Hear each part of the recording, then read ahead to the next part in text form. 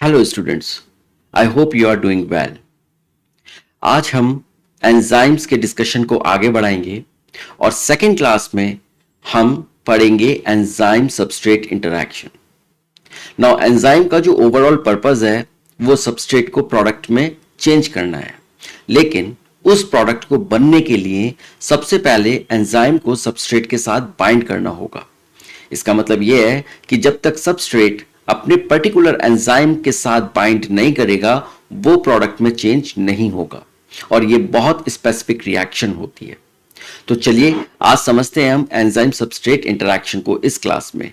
I hope कि आपने पहला वाला जो फंडामेंटल्स है एंजाइम्स का उसकी वीडियो देखी होगी। अगर नहीं देखी है तो आप एक बार उसको जरूर देखिए, उसके बाद ही आप इस वीडियो को देखिए। Alright, okay. नाउ अब एंजाइम्स के साथ हमेशा एक्टिव साइट रहती है। इसका मतलब यह है कि एक्टिव साइट अलग नहीं है, वो एंजाइम का ही पार्ट होती है। तो एंजाइम की स्ट्रक्चर के अंदर एक ऐसी साइट होती है जिसको हम लोग बोलते हैं एक्टिव साइट, और यही एक्टिव साइट वो साइट होती है जो कि किसी भी सबस्ट्रेट को उसके प्रोडक्ट के अंदर चेंज करती है। यानी एंजाइम्स की ये साइट अगर नहीं होगी तो कोई भी सबस्ट्रेट प्रोडक्ट के अंदर चेंज नहीं हो पाएगा। इसका मतलब यह हुआ कि सबस्ट्रेट को प्रोडक्ट के अंदर चेंज करने के लिए उसका एक्टिव साइट के साथ बाइंड होना या एक्टिव साइट के अंदर बाइंड होना बेहद जरूरी है। अगर वो नहीं हुआ और उस सबस्ट्रेट ने एक्टिव साइट के अलावा एंजाइम पर कहीं और किसी भी जगह पर बाइंडिंग की तो वहां पर वो सबस्ट्रेट उस प्रोडक्ट के अंदर चेंज नहीं हो पाएगा। तो एक्टिव साइट वो साइट होती है, एंजाइम के ऊपर वो लोकेशन होती है जहां पर सबस्ट्रेट बाइंड करता है और वो प्रोडक्ट के अंदर चेंज होता है। ऑलराइट, नाउ यहां देखिए, यहां आपको दिखेगा एक एंजाइम जो कि ये ब्लू कलर का है और एक छोटा सा क्लेफ्ट आपको दिखेगा, इसको हम लोग बोलते हैं एक्टिव साइट। और ये वो जगह है जहां पर ये येलो कलर का जो सबस्ट्रेट है वो इसके अंदर गया और जाकर इसने अपने आप को इस एंजाइम के साथ बाइंड कर लिया। तो ये जो है इसको हम लोग बोलते हैं active site binding with the substrate. Now जो सबस्ट्रेट होता है वो हमेशा, जैसे मैंने आपको बताया, वो अपनी गिवन साइट के ऊपर ही वो बाइंड करता है। अगर वो इधर उधर बाइंड करेगा तो उस बाइंडिंग का कोई फायदा नहीं होने वाला। और जब भी कोई सबस्ट्रेट एंजाइम के साथ बाइंड करता है तो वो हमेशा एक ट्रांजिएंट स्ट्रक्चर बनाता है, एक ट्रांजिएंट फॉर्मेशन बनाता है जिसको हम लोग बोलते हैं एंजाइम सबस्ट्रेट कॉम्प्लेक्स। ये एंजाइम सबस्ट्रेट कॉम्प्लेक्स का बनना बेहद जरूरी है। जब तक ये कॉम्प्लेक्स नहीं बनेगा एंजाइम सबस्ट्रेट के ऊपर काम ही नहीं करेगा और वो बेसिकली प्रोडक्ट में कन्वर्ट नहीं हो पाएगा। तो उस एंजाइम का प्रोडक्ट के बनाने के लिए ये एंजाइम सबस्ट्रेट कॉम्प्लेक्स का बनना बहुत जरूरी होता है और ये एक ट्रांजिएंट फॉर्मेशन होता है। ट्रांजिएंट का मतलब होता है कि ये फाइनल प्रोडक्ट बनने इसके बीच की स्टेज है। यानी जब बाइंडिंग हुई वो इनिशियल स्टेज हो गई और जब प्रोडक्ट बना वो फाइनल स्टेज हो गई। उसके बीच की जो स्टेज है वो एक ट्रांजिएंट स्टेज होती है, जो एक टेम्परेरी स्टेज है, और वो टेम्परेरी स्टेज को हम लोग बोलते हैं enzyme substrate complex. And this is the first part जब एंजाइम किसी भी सबस्ट्रेट के साथ बाइंड करता है। नाउ अगर आप देखेंगे तो ये एंजाइम है, ये सबस्ट्रेट है। ई रिप्रेजेंट कर रहा है एंजाइम को, एस रिप्रेजेंट कर रहा है सबस्ट्रेट को, और ये बना रहा है फर्स्ट स्टेप में ये एंजाइम सबस्ट्रेट कॉम्प्लेक्स। ये कॉम्प्लेक्स ही डिसाइड करेगा कि आगे प्रोडक्ट बनेगा या नहीं बनेगा। अगर इस स्टेज पर ये कॉम्प्लेक्स नहीं बनता है तो आगे की कोई भी स्टेज नहीं होगी। जब ये एंजाइम और सबस्ट्रेट कॉम्प्लेक्स बनता है तब उसके आगे फिर वो सबस्ट्रेट प्रोडक्ट के अंदर चेंज हो जाता है, और जब वो प्रोडक्ट के अंदर चेंज हो जाता है उसके बाद वो प्रोडक्ट उस एंजाइम से रिलीज हो जाता है। So the product is release from the active site after the expected bond breaking और मेकिंग इज कंप्लीटेड। इसका मतलब यह हुआ कि जो प्रोडक्ट होता है वो सबस्ट्रेट के अंदर एटॉमिक बॉन्ड्स जो होती है, जो बॉन्डिंग होती है, एटॉमिक बॉन्डिंग होती है, वो एटॉमिक बॉन्डिंग में ब्रेकिंग और मेकिंग होती है। तो जो एटम्स होते हैं वो एक्चुअली में वो रीऑर्गेनाइज होते हैं, वो अपने आप को ओरिएंट करते हैं, अलग अलग कंडीशंस में, अलग अलग डायरेक्शंस में, राइट? तो वो रीअरेंजमेंट होता है, एटॉमिक रीअरेंजमेंट हम इसको बोलते हैं। बिकॉज जितने भी हमारे जो सबस्ट्रेट्स हैं उसके अंदर से ही उस प्रोडक्ट को बनना है, तो वो सबस्ट्रेट या तो वो स्प्लिट होगा या वो चेंज होगा, वो जो भी होगा वो डिपेंड करेगा कि वो किस तरीके का सबस्ट्रेट है और किस तरीके का प्रोडक्ट बनना है। और जब कोई चेंज होता है या कोई भी स्प्लिट होती है तो उसमें ब्रेकिंग भी होती है और उसमें फॉर्मेशन भी होता है बॉन्ड्स का। और जब वो बॉन्ड का फॉर्मेशन या ब्रेकिंग कंप्लीट हो जाती है, उसके बाद जब वो प्रोडक्ट बनता है, वो प्रोडक्ट रिलीज हो जाता है और फिर से वो एंजाइम फ्री हो जाता है। नाउ अगर आप देखेंगे ये एक एंजाइम है और ये एंजाइम की ये एक्टिव साइट्स हैं। इस एक्टिव साइट पर ये आपका सबस्ट्रेट है, ये सबस्ट्रेट आता है और यहां पर बाइंड कर लेता है। अब ये जो सबस्ट्रेट है इसके बीच में ये छोटा सा बॉन्ड दिखाया गया है एज ए रिप्रेजेंटेशन, राइट? अब जहां पर ये बना तो ये आपका एंजाइम है, ये आपका सबस्ट्रेट है, इसको हम लोग बोलते हैं एंजाइम सबस्ट्रेट कॉम्प्लेक्स। जब ये एंजाइम सबस्ट्रेट कॉम्प्लेक्स बन गया और ये जो सबस्ट्रेट है उसने इस एंजाइम की एक्टिव साइट को बाइंड कर लिया, उसके बाद इसके अंदर ये बॉन्ड का ब्रेकेज हुआ और उस ब्रेकिंग की वजह से क्या हुआ कि ये दो अलग अलग प्रोडक्ट में चेंज हो गया या स्प्लिटिंग हो गई इसके बीच में। और जब जैसे ही ये स्प्लिटिंग होती है तो ये क्या है, ये दोनों प्रोडक्ट्स रिलीज हो जाते हैं और आपका एंजाइम वापस से अपनी स्टेट में आ जाता है और वो फिर से किसी एक नए सबस्ट्रेट की तलाश करने लगता है या सबस्ट्रेट अपने एंजाइम को तलाशने लगता है। तो इस तरीके से ये जो बॉन्ड का ब्रेक हुआ और उसके बाद ये प्रोडक्ट रिलीज हुआ, ये एक एग्जाम्पल है। किसी में ये भी हो सकता है कि यहां पर जो बॉन्ड है वो या ये जो एटम्स है वो किसी और तरीके से रीअरेंज हो जाए और तब वो इंटैक्ट बॉन्ड, मतलब ये दोनों कंपोनेंट्स हैं इसके वो सेम, वो इंटैक्ट ही रहे और वो इंटैक्ट लेकिन दूसरी फॉर्म के अंदर वो रिलीज हो जाए, वो उसका प्रोडक्ट हो सकता है। तो अलग अलग सबस्ट्रेट के अलग अलग प्रोडक्ट्स होते हैं और वो किस तरीके से रिलीज होंगे वो डिपेंड करता है कि वो रिएक्शन किस तरीके की है, वो किस तरीके की मेटाबॉलिक रिएक्शन है। ऑलराइट, चलिए अब बहुत सारे कंडीशंस में, बल्कि अगर मैं बोलूं तो ऑलमोस्ट सभी कंडीशंस में क्या होता है कि जब फाइनल प्रोडक्ट बनता है और जो इनिशियल सबस्ट्रेट होता है उसके बीच में बहुत सारी अनस्टेबल ऑल्टर्ड स्ट्रक्चरल स्टेट्स आती हैं, यानी ऐसी स्टेट्स जहां पर वो अलग अलग ट्राई कर रही हैं रीऑर्गेनाइजेशन करके या एटॉमिक रीअरेंजमेंट करने का, लेकिन वो अनस्टेबल होती है क्योंकि वो उनका प्रोडक्ट होता ही नहीं है। जब वो फाइनली प्रोडक्ट पर पहुंचती हैं और वो प्रोडक्ट उनका वो फाइनल प्रोडक्ट होता है, तब जाके वो हमारा रिएक्शन कंप्लीट होता है और तब जाके प्रोडक्ट ये रिलीज होता है। So there could be many more unstable altered structural states between the stable substrate and the product। तो ये जानना बेहद जरूरी है कि हमारे इनिशियल बाइंडिंग जो सबस्ट्रेट की हो रही है एंजाइम के साथ और जो फाइनल प्रोडक्ट रिलीज हो रहा है उस एंजाइम से, इन दोनों के बीच में बहुत सारी अनस्टेबल ऑल्टर्ड स्ट्रक्चरल स्टेट्स बन जाती हैं और वो ऑल्टर्ड स्ट्रक्चरल स्टेट्स वो एक्चुअली में बहुत ही क्विक टाइम के लिए बनती हैं और वो चेंज होती रहती हैं जब तक कि वो फाइनली अपनी फाइनल स्टेट पर ना पहुंच जाए। ओके, ठीक है। अब देखिए, अगर हम एंजाइम और सबस्ट्रेट इंटरैक्शन की बात करते हैं तो हमारे सामने अभी दो मॉडल्स हैं जो आपके सिलेबस में है, जो ये डिस्क्राइब करते हैं कि किस तरीके से एंजाइम्स सबस्ट्रेट के साथ इंटरैक्ट करते हैं, राइट? जो पहला मॉडल है उसको हम लोग बोलते हैं लॉक एंड की मॉडल, लॉक एंड की मॉडल। और इस मॉडल को प्रपोज करने वाले थे एमिल फिशर, जिन्होंने 1894 में इस मॉडल को प्रपोज किया। अब लॉक एंड की तो आप जानते हैं, लॉक एंड की क्या होता है, आपने एक ताला लिया होगा, एक चाबी ली होगी और जो ताला होता है वो सिर्फ और सिर्फ अपनी चाबी से ही खुलता है। अगर आप उसमें चाबी चेंज करेंगे तो वो ताला खुलेगा नहीं, राइट? तो यही लॉक एंड की मॉडल का बेसिस है। अब इस मॉडल के अकॉर्डिंग जो एंजाइम्स की स्ट्रक्चर होती है और जो सबस्ट्रेट होते हैं वो परफेक्ट कॉम्प्लीमेंट्री होती है, जिस तरीके से एक ताला और एक चाबी के बीच में होता है। Got it?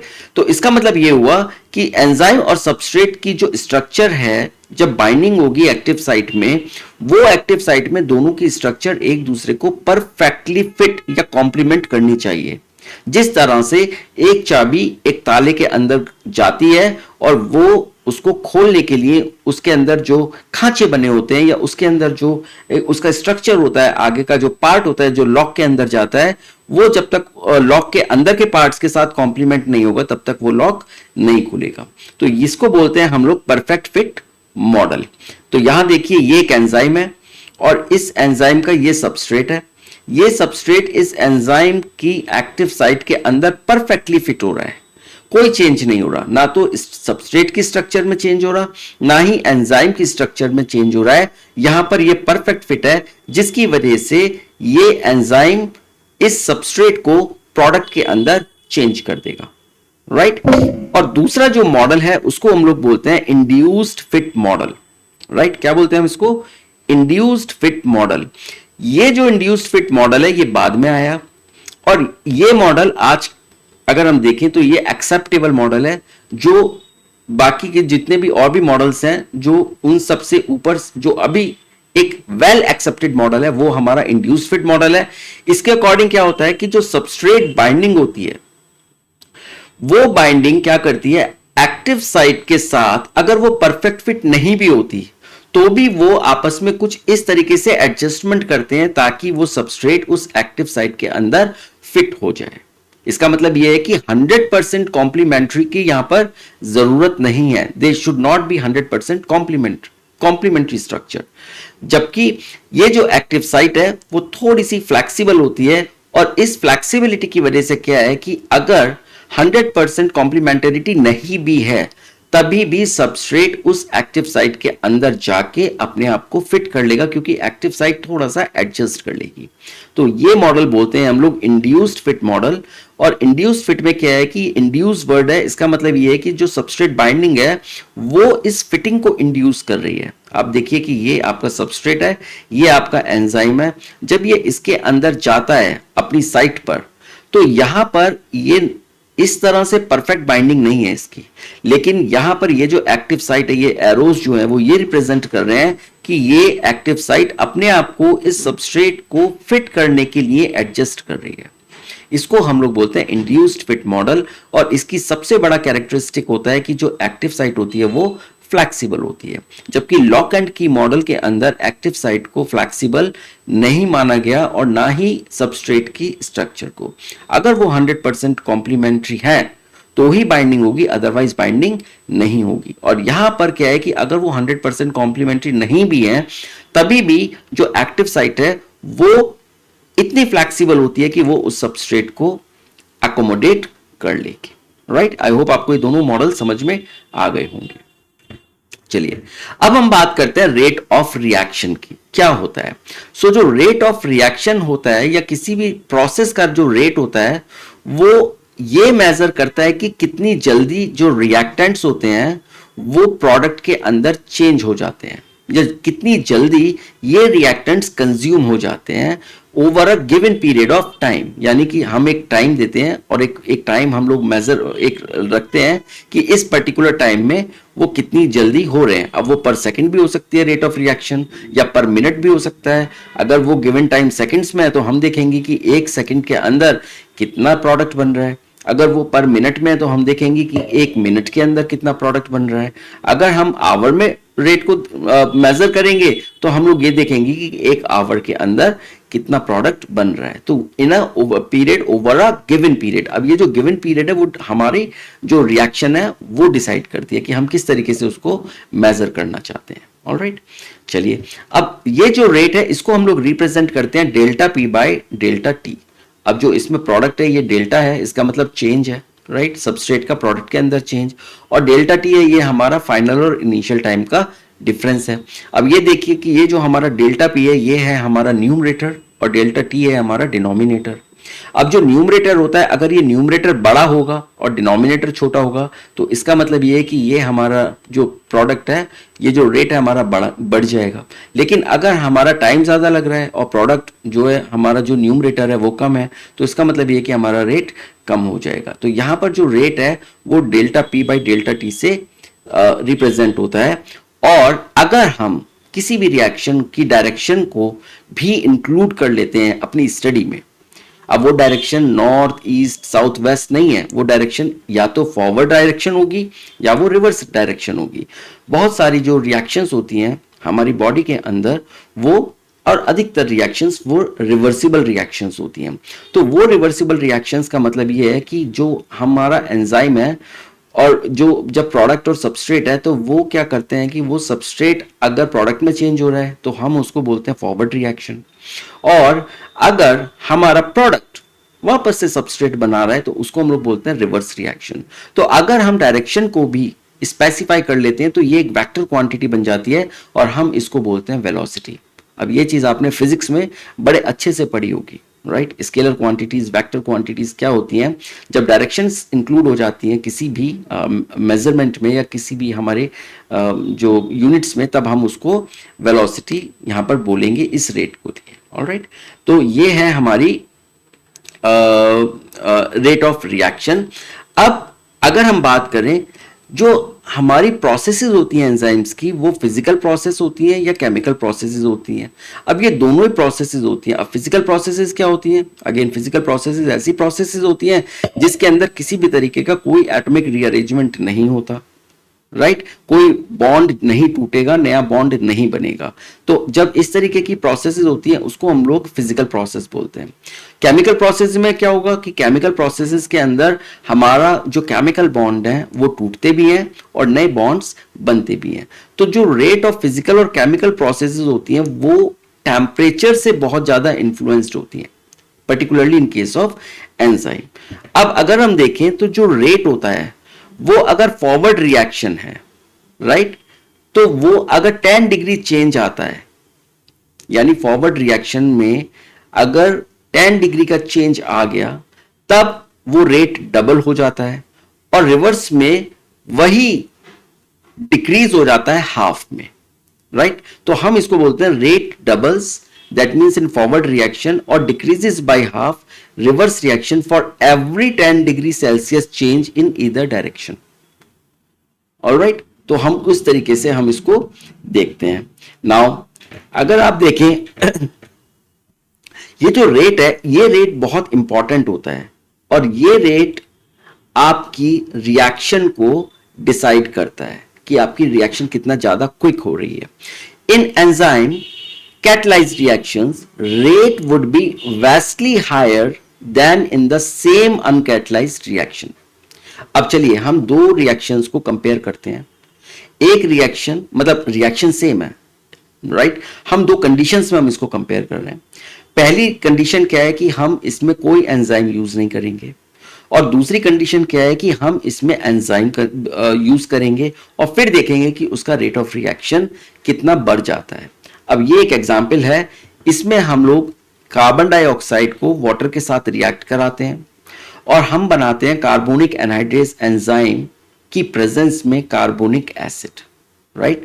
तो हमारा कार्बन डाइऑक्साइड और वाटर ये तो हो गए प्रोडक्ट्स, और जो कार्बोनिक एसिड है ये जो कार्बन डाइऑक्साइड और वाटर है ये तो हो गए हमारे सबस्ट्रेट, और जो कार्बोनिक एसिड है ये हो गया हमारा प्रोडक्ट, राइट। और कार्बोनिक एनहाइड्रेस जो है ये है हमारा एंजाइम। अब देखते हैं कि सेम रिएक्शन में हम इस एंजाइम की एब्सेंस और इस एंजाइम की प्रेजेंस में ये इस रिएक्शन को कितना ज्यादा बढ़ा सकते हैं या कितनी ज्यादा ये रिएक्शन बढ़ती है। अब देखिए, in the absence of any enzyme, right, अगर हम कार्बोनिक एनहाइड्रेस को हटा दें, about 200 molecules of carbonic acid are formed in an hour. एक घंटे के अंदर लगभग 200 मॉलिक्यूल्स हमको कार्बोनिक एसिड के मिलेंगे। कब मिलेंगे? जब हम कार्बोनिक एनहाइड्रेस की एब्सेंस में रिएक्शन हो रही है। याद रखिए, यहां पर हमें एक घंटे यानी 60 मिनट्स में हम लोगों को 200 मॉलिक्यूल्स मिल रहे हैं। अब हम क्या करेंगे, हम इसमें डालते हैं कार्बोनिक एनहाइड्रेस, और जैसे ही हम कार्बोनिक एनहाइड्रेस की प्रेजेंस में ये रिएक्शन करेंगे तो हम लोगों को 600,000 यानी 6 लाख मॉलिक्यूल्स मिलेंगे एवरी सेकेंड। यहां पर जो ये आर है वो सेकेंड बन गया। यहां पर हम एक घंटे के अंदर सिर्फ 200 मॉलिक्यूल्स बना पा रहे हैं, वो भी बिना किसी कार्बोनिक एनहाइड्रेस के। लेकिन जब कार्बोनिक एनहाइड्रेस को डालते हैं तो वहां पर हमको 6 लाख मॉलिक्यूल्स मिलते हैं और वो भी हर सेकंड बन रहे हैं। तो आप देखिए कि इस कार्बोनिक एनहाइड्रेस ने क्या जादू कर दिया, जो कि इस रिएक्शन रेट को इसने लगभग 10 मिलियन टाइम्स को बढ़ा दिया। Just the presence of this enzyme has accelerated the reaction rate by about 10 million times. 10 million times मतलब 1 मिलियन होता है 10 लाख और 10 मिलियन हो गया 1 करोड़। लगभग 1 करोड़ टाइम्स इसने इसको बढ़ा दिया। तो आप देख सकते हैं कि किस तरीके से एंजाइम कैटलाइज्ड रिएक्शंस के रेट किसी भी अनकैटलाइज्ड रिएक्शन से कितने ज्यादा हो सकते हैं। That's a very clean example here. अब हम बात करेंगे एक्टिवेशन एनर्जी की। अगर हम देखें एनर्जी लेवल्स, और एनर्जी लेवल्स में अगर हमारा जो प्रोडक्ट है वो सबस्ट्रेट से लोअर लेवल पर है। अब अगर आप इस ग्राफ में देखें तो ये A प्लस बी जो है ये है हमारा सबस्ट्रेट, और C प्लस डी जो है ये है हमारा प्रोडक्ट। ऑलराइट, ये हमारा सबस्ट्रेट है और ये हमारा प्रोडक्ट है। तो अगर एनर्जी लेवल्स में ये हमारा एनर्जी है, राइट, और इस एनर्जी लेवल में अगर प्रोडक्ट हमारा लोअर लेवल पर है, जो कि यहां आपको दिख रहा है, प्रोडक्ट हमारा, इसकी एनर्जी यहां है और इसकी एनर्जी यहां है। तो जो हमारा प्रोडक्ट है, प्रोडक्ट हमारा लोअर एनर्जी लेवल पर है और जो सबस्ट्रेट है वो हमारा हायर एनर्जी लेवल पर है। तो क्या होगा कि जो रिएक्शन है वो एक्सोथर्मिक रिएक्शन होगी। क्यों होगी एक्सोथर्मिक रिएक्शन? आप देखिए, ये हमारा सबस्ट्रेट है, सबस्ट्रेट के पास बहुत ज्यादा एनर्जी है, लेकिन जब वो प्रोडक्ट में कन्वर्ट हो रहा है तो प्रोडक्ट के अंदर इतनी एनर्जी नहीं है जितनी सबस्ट्रेट के अंदर है। तो क्या होगा कि अगर उसको ये प्रोडक्ट बनाना है तो उसको अपनी एनर्जी को रिलीज करना पड़ेगा।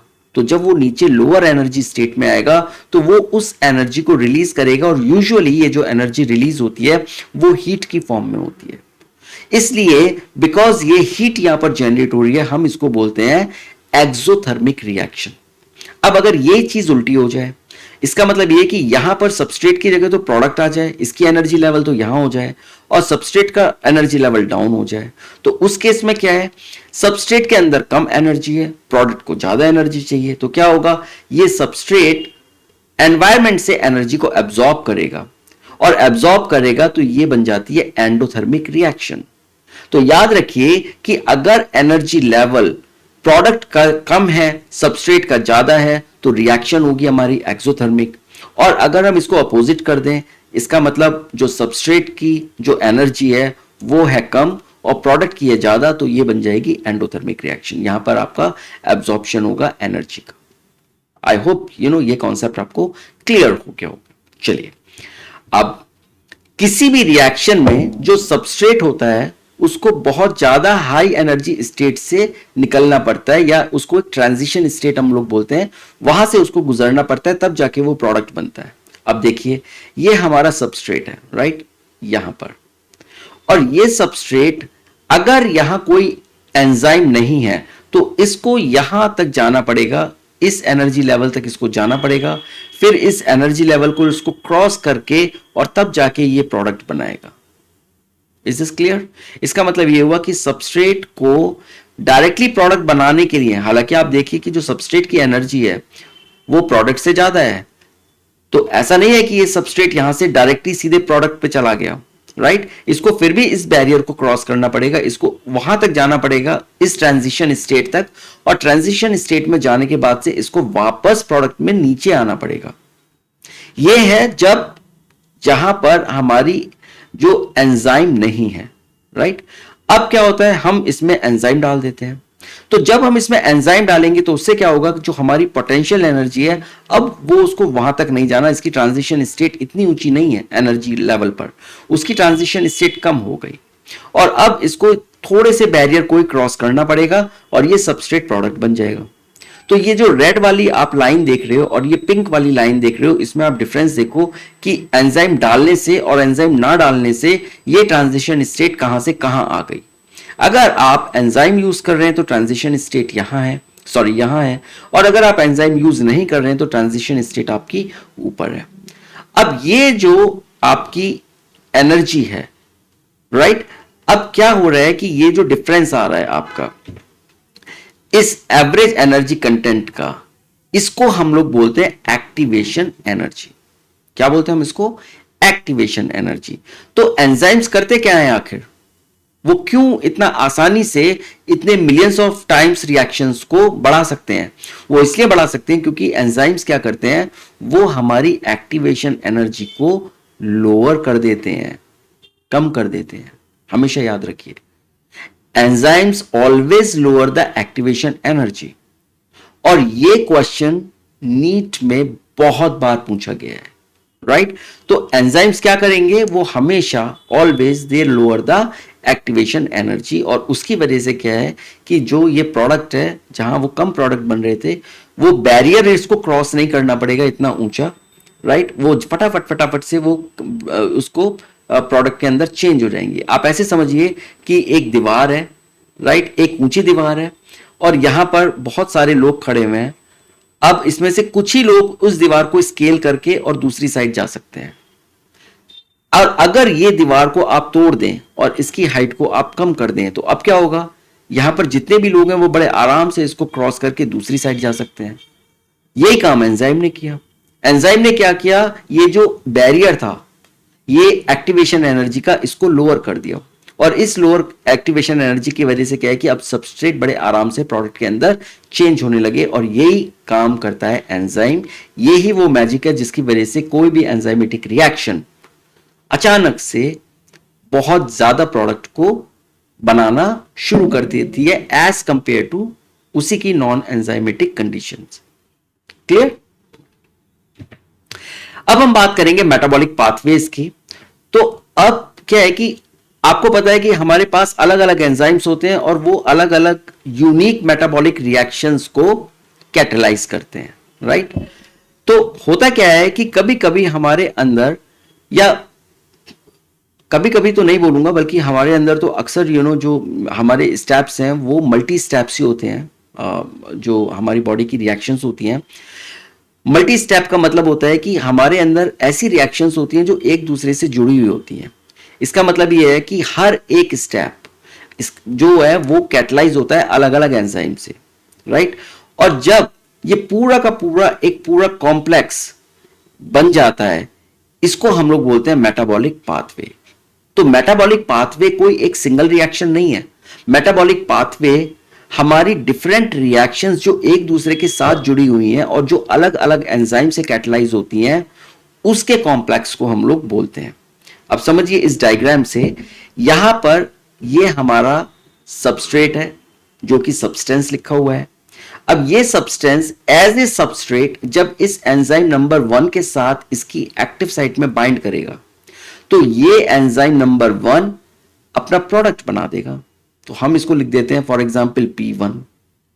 अब ये जो प्रोडक्ट है ये एंजाइम नंबर 2 के लिए सबस्ट्रेट है। जब तक ये प्रोडक्ट नहीं बनेगा, ये वाला सब्सटेंस इस एंजाइम 2 को बाइंड नहीं करेगा। अब जैसे ये P1 बना, ये P1 फौरन एंजाइम 2 के साथ बाइंड कर गया और बाइंड करके इस एंजाइम 2 ने इस प्रोडक्ट 1 को चेंज कर दिया अपने प्रोडक्ट में और वो बन गया सपोज प्रोडक्ट नंबर 2। अब ये जो प्रोडक्ट नंबर 2 है ये एंजाइम नंबर 3 का सबस्ट्रेट है। अब ये प्रोडक्ट 2 यहां जुड़ेगा एज ए सबस्ट्रेट, राइट। और यहां पर ये एंजाइम 3 इसको चेंज कर देगा P3 में, यानी ये बन गया थर्ड प्रोडक्ट। और ये जो थर्ड प्रोडक्ट है ये फोर्थ एंजाइम का सबस्ट्रेट है। अब ये प्रोडक्ट एज ए सबस्ट्रेट इस एंजाइम के साथ बाइंड करेगा और ये बना देगा फाइनल प्रोडक्ट। इसको हम लोग बोलते हैं FP, फाइनल प्रोडक्ट। तो ये जो सारी की सारी रिएक्शंस लिंक हैं एक दूसरे के साथ, इसको हम लोग बोलते हैं मेटाबॉलिक पाथवे। ये तो इंडिविजुअल रिएक्शन है, ये भी इंडिविजुअल रिएक्शन है, ये भी इंडिविजुअल रिएक्शन है, ये भी इंडिविजुअल रिएक्शन है। लेकिन ये रिएक्शंस जब भी पॉसिबल हो पा रही हैं जब सारी रिएक्शंस एक दूसरे के साथ जुड़ी हुई हैं। इसका प्रोडक्ट एंजाइम 2 का सबस्ट्रेट है, एंजाइम 2 का प्रोडक्ट एंजाइम 3 का सबस्ट्रेट है, एंजाइम 3 का प्रोडक्ट एंजाइम 4 का सबस्ट्रेट है और एंजाइम 4 का जो फाइनल प्रोडक्ट है वो आपका बाहर निकल जाता है। इस पूरे मेटाबॉलिक पाथवे का इस सबस्ट्रेट या इस सब्सटेंस का फाइनल प्रोडक्ट ये है। क्लियर? हम इसको बोलते हैं multi step chemical reaction. A multi step chemical reaction is when each of the step is catalysed by the same enzyme complex और different enzymes, and that is called as a metabolic pathway. Alright, चलिए. अब किसी भी metabolic pathway में different products are possible in different conditions. इसका मतलब यह है कि अगर कंडीशन चेंज होगी तो उसके प्रोडक्ट्स भी चेंज हो सकते हैं. That is possible. उसको हम एक एग्जांपल लेके समझते हैं. अगर आप देखेंगे हमारी जो स्केलेटल मसल है उसके अंदर अगर एनएरोबिक कंडीशन है, यानी कि ऐसी कंडीशन जिसमें कि ऑक्सीजन नहीं है या ऑक्सीजन बहुत कम है, उसको हम लोग बोलते हैं एनएरोबिक कंडीशन. एनएरोबिक कंडीशन में लैक्टिक एसिड बन जाता है. क्या बनता है? Lactic acid. अब अगर ये नॉर्मल एरोबिक कंडीशन है सेम स्केलेटल मसल के अंदर, तो वह पायरुविक एसिड बनता है, फिर लैक्टिक एसिड नहीं बनता. राइट? और ईस्ट में जब फर्मेंटेशन होता है तो इसी पाथवे से अल्कोहल बनता है जिसको हम लोग इथेनॉल बोलते हैं. तो यहां पर ये लैक्टिक एसिड क्यों बन रहा है? ये लैक्टिक एसिड इसलिए बन रहा है बिकॉज ये एनएरोबिक कंडीशन है. और जब एनएरोबिक कंडीशन होती है, और जैसा आप पढ़ेंगे सेल्यूलर रेस्पिरेशन में या आपने पढ़ा होगा, तो यहां पर हमारा फर्मेंटेशन होता है. और यहां पर ये जो लैक्टिक एसिड बना, ये लैक्टिक एसिड फर्मेंटेशन की वजह से बना. इसका मतलब यहां पर एक नॉर्मल सेल्यूलर रेस्पिरेशन नहीं हो रहा है जो कि ऑक्सीजन की वजह से होता है.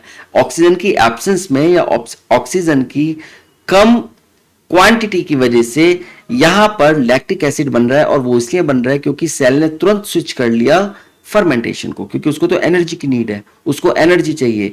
अब फर्मेंटेशन में एनर्जी जो मिलेगी वो उसको ग्लाइकोलिसिस से मिलेगी, क्योंकि ग्लाइकोलिसिस बेसिकली आपके 2 एटीपीज देता रहेगा हर एक साइकिल में. हम लोग जो आगे पढ़ेंगे उसमें हम लोग डिटेल में पढ़ेंगे.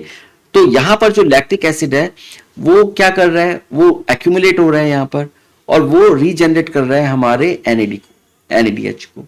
राइट? तो वो चीजें भी हम लोग आगे देखेंगे. तो यहां लैक्टिक एसिड का फॉर्मेशन हो रहा है कब? जब बहुत एनारोबिक कंडीशन है. लेकिन अगर वही मसल के अंदर नॉर्मल एरोबिक कंडीशन है तो वहां पर नॉर्मल पायरुविक एसिड बनता है, और ये पायरुविक एसिड जाता है सीधे आपकी क्रैब साइकिल में, और क्रैब साइकिल के बाद ये सीधे इलेक्ट्रॉन ट्रांसपोर्ट चेन के थ्रू फाइनली ये हमारे टोटल कंप्लीट करता है पूरी साइकिल को और पूरे ग्लूकोज के मेटाबॉलिज्म को.